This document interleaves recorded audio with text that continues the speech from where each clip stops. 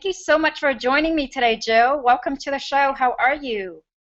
Thank you so much for having me. I'm terrific. How are you?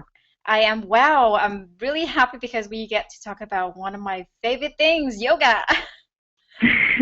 Great. And it seems like it is yours too, because you have this wonderful, business model that we're going to go into a little further. But I think before we get started, for those who might not be as aware what yoga is, because I think a lot of practitioners too, like when they practice, and then when I ask them, so what does yoga mean?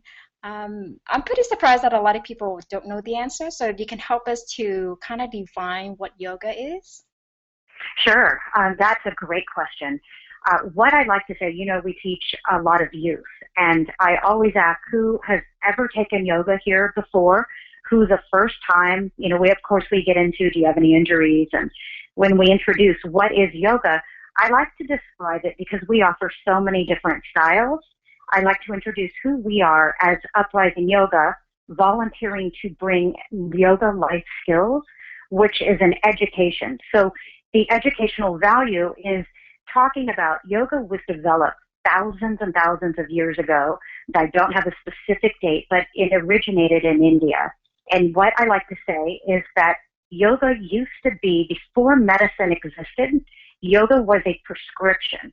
So you would go to a yogi and they would say, give me a certain number of asanas for a certain ailment.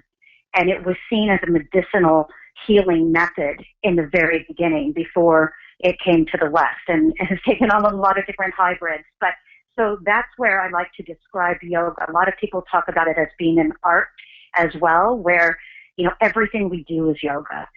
Whatever you do with a yogic movement. It's simplified as movement with breath, and that is incorporated into mindfulness and grounding. So those are two ways I like to describe what yoga is. Excellent. That kind of very close to my definition. For me, yoga is a unity of mind and body in a mindfulness context. Is that good? Beautiful, beautiful.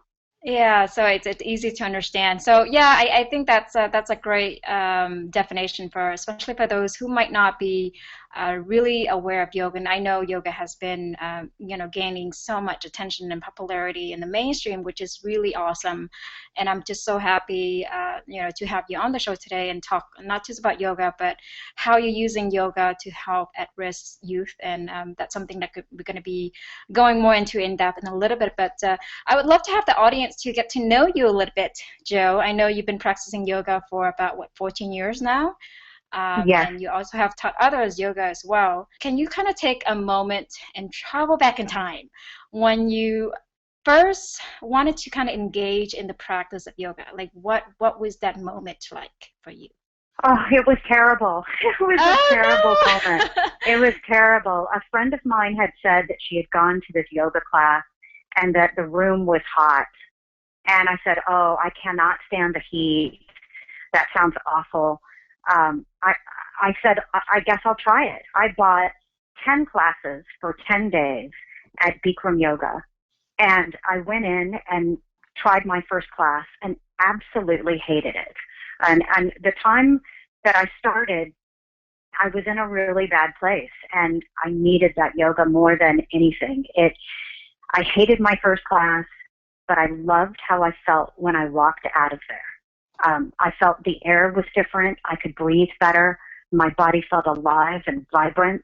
And there was something to it that made me go back. And it was just how I felt afterwards, not during. But Yeah, yeah. especially in Bikram.